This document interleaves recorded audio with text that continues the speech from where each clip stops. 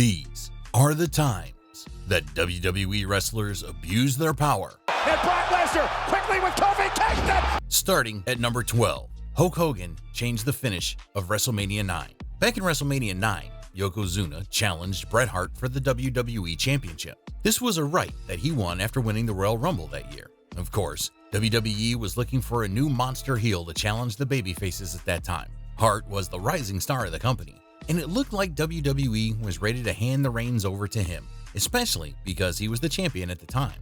The thing is that Hulk Hogan returned to spice things up. The original finish to WrestleMania IX was for Yokozuna to defeat Hart to solidify himself as the next big monster heel in the company.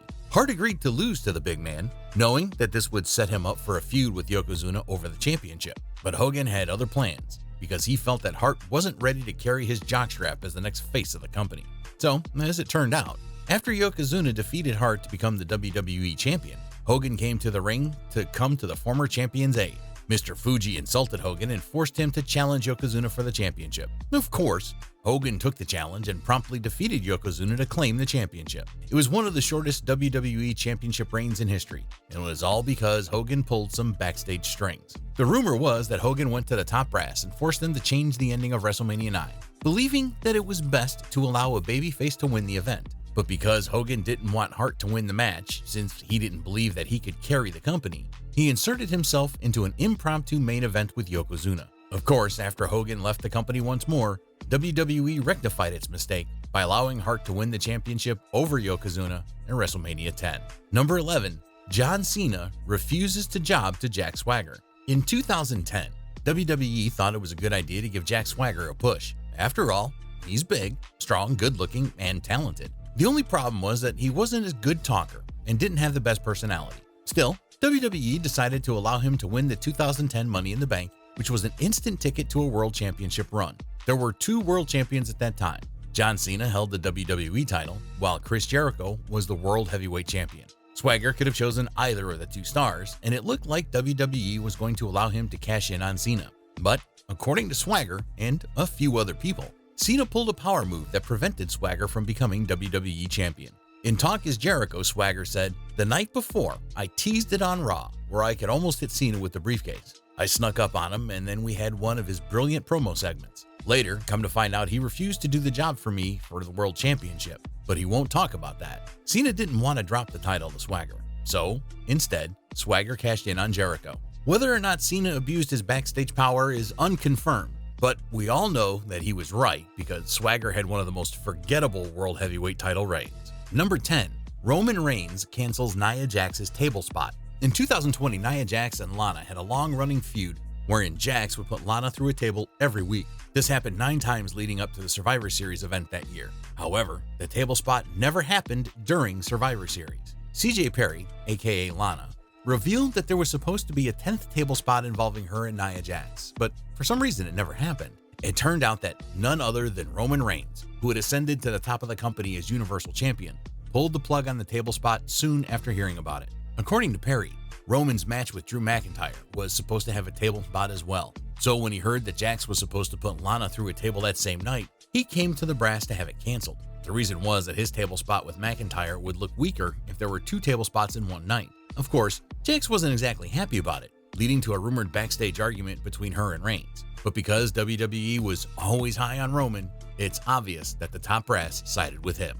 Number 9, Brock Lesnar walks into championship matches. There was a point in time when WWE invested all of its eggs in Brock Lesnar. This was sometime between 2015 and 2020, when he often had a lot of opportunities that he didn't deserve, but still got them.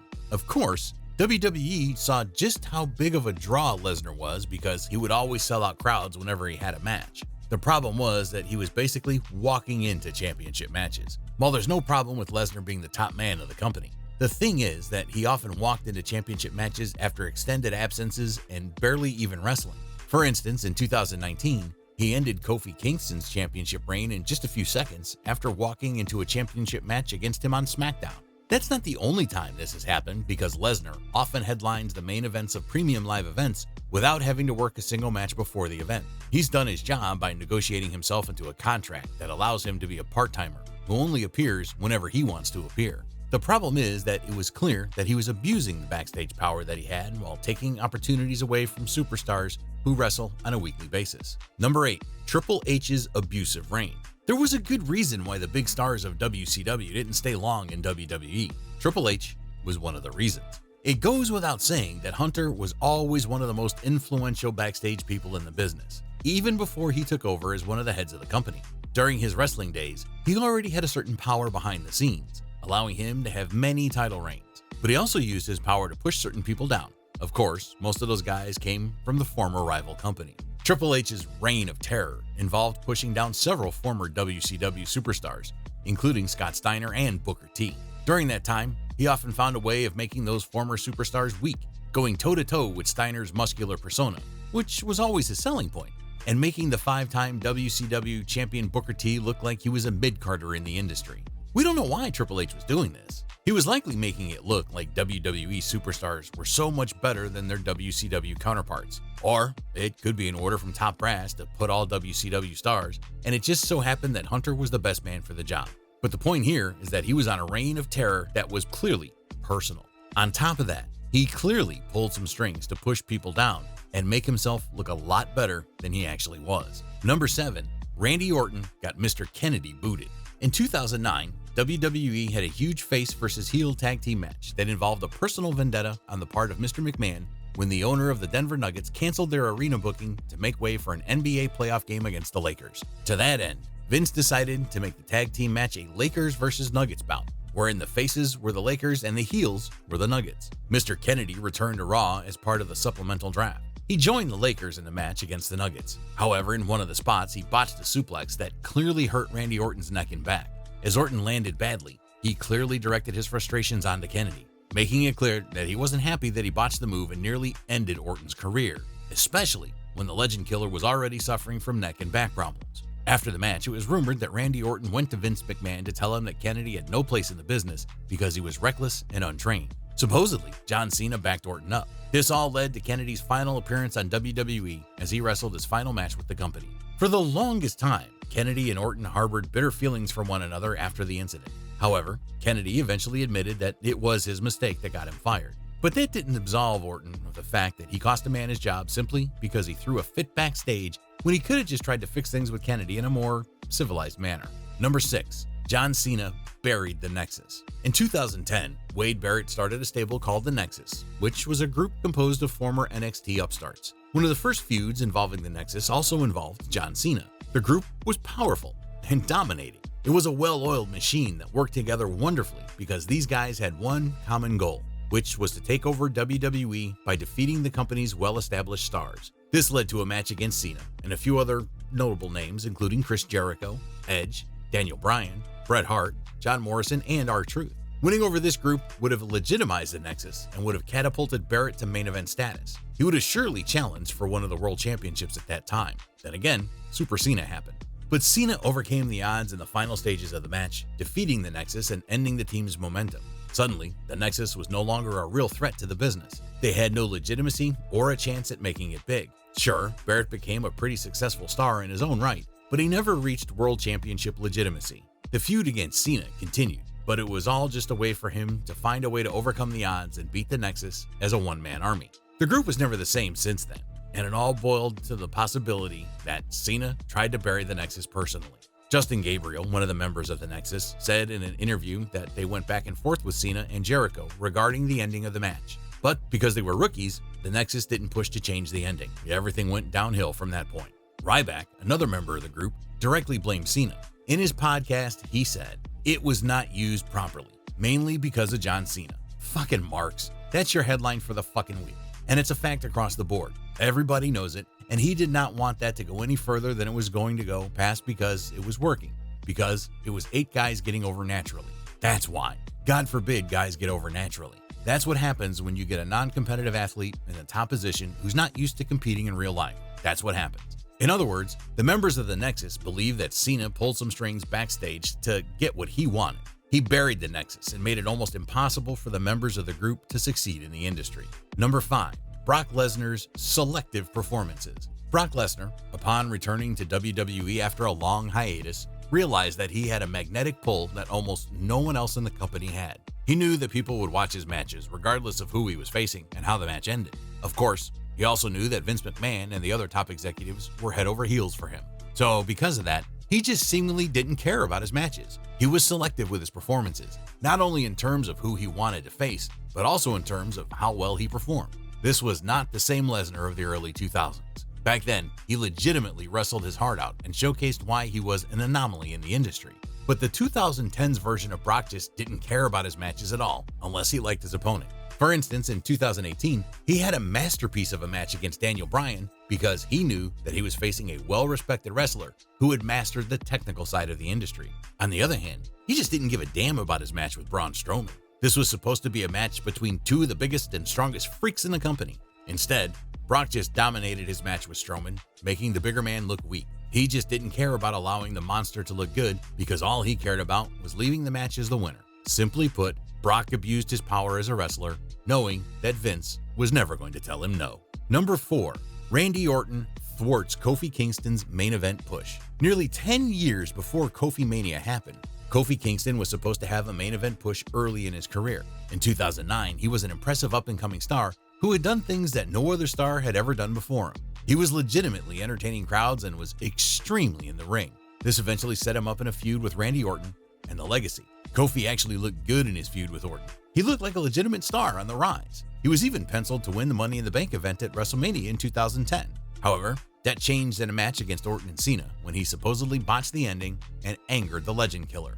Orton was setting Kingston up for the finish, and it looked like he was going for the pun, which was his favorite finisher at that point in his career. But Kofi didn't position himself for the finish, angering Orton, who delivered an emphatic RKO to win the match. After pinning Kingston, he could be heard yelling "stupid" to Kingston as it turned out that Kofi botched the ending. After that, it was reported that Randy, who was a hot-headed, spoiled brat back then, told the top brass to halt Kofi Kingston's main event push. It took 10 years for Kofi to recover from that incident, winning the WWE Championship in 2019 and entering into another feud with Orton that allowed their rivalry to come full circle. Number 3. Triple H sabotaged CM Punk's main event status. During his first run with the company, CM Punk was an instant draw because he was great in the ring and even better with a mic in his hands. He catapulted himself into megastar status with his infamous pipe bomb segment. On top of that, he enjoyed a long 434-day reign as WWE champion. However, one of the things that were clear at that time was that the top brass, including Triple H, weren't exactly high on Punk. During a certain period from 2013 to 2014, Punk's growth was stagnant, but he eventually entered into a feud with Hunter. But the feud itself was the beginning of the end for Punk's first run with the company as he continued to lose, including dropping a match to Triple H in a premium live event. While WWE tried to build this up as a storyline where Punk was supposed to overcome the odds and headline WrestleMania in 2014, he personally believes that Triple H tried to bury him because he thought that Hunter never liked him from the very start. Capitalizing on Punk's success was supposed to be the better business move. Instead, Triple H decided to give main events to the likes of Brock Lesnar and even Batista, who won the 2014 Royal Rumble. On the other hand, Punk was yet to headline a single WrestleMania despite having multiple world title runs. In the end, Punk left the company in 2014 when he learned that he was penciled in to face Triple H at WrestleMania. He even got fired on his wedding day. It turned out to be a bad move on his part because they gave the spot to Daniel Bryan, whose yes movement gave WWE one of the best WrestleMania finishes in history. Number 2. Hulk Hogan didn't want to lose to Shawn Michaels. In 2005, Hulk Hogan returned to tag with Shawn Michaels against Muhammad Hassan and Daivari. However, soon after winning their match, Michaels turned on Hogan and started a feud, with him as the heel. This was supposed to be a dream match because Michaels was one of the faces of the company years after Hogan left in the 90s. Of course, it turned out that this was supposed to be a 3-part match. The problem was that Hulk Hogan didn't want to lose to Shawn Michaels at all. The original plan was for the feud to go 3 matches, with Hogan winning 2 of them. But the Hulkster didn't want to drop a match and demanded for the feud to be shortened to a 1-part rivalry on SummerSlam 2005. Of course, Shawn wasn't happy about this decision.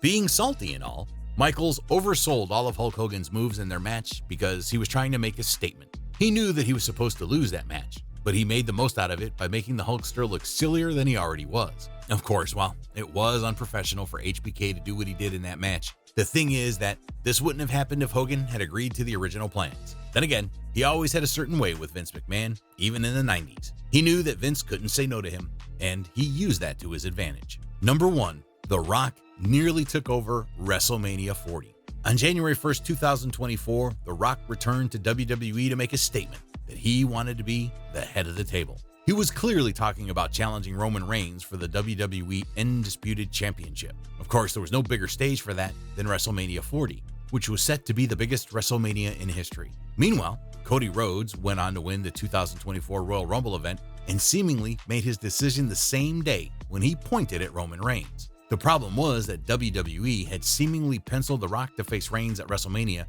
despite the fact that Cody was looking to finish the story on the biggest stage of them all. So it became messy after that. Cody eventually went on to tell Roman that he wasn't going to face him at WrestleMania. As fans all over the world feared for the worst, they realized that The Rock had maneuvered his way into the main event of WrestleMania 40 while delegating Cody to a match with Seth Rollins for the World Heavyweight Championship. In the WrestleMania press conference event in Las Vegas, The Rock proposed the idea of facing his cousin in what he believed was going to be the biggest WrestleMania match of all time. Of course, Cody went on to finally decide that he was going to face Reigns, preventing The Rock from taking over WrestleMania. Of course, the People's Champ wasn't happy, even confronting Triple H backstage. He turned heel and became the final boss, hell-bent on preventing Cody from winning the championship at WrestleMania by challenging him and Rollins to a tag team match on night one. The Rock had all the power in the world. As he admitted, he was on the board of TKO, the company that owned WWE. That means he could do whatever he wanted and that he was Cody's boss. While The Rock did indeed try to pull a power move on Cody Rhodes, it became the perfect storybook ending for Dusty's little boy. Cody Rhodes went on to finish the story at WrestleMania by overcoming the odds and defeating not only Roman Reigns, but also the Bloodline to become the new WWE champion. Of course, his story with The Rock wasn't over, as we are set to see the continuation of this feud in the future. But what was Cody Rhodes' story? Just a few years ago, he was a mid-carder with glittery makeup. Fast forward to 2024, he's the undisputed WWE champion. Check out this video on how he went from undesirable to undisputed.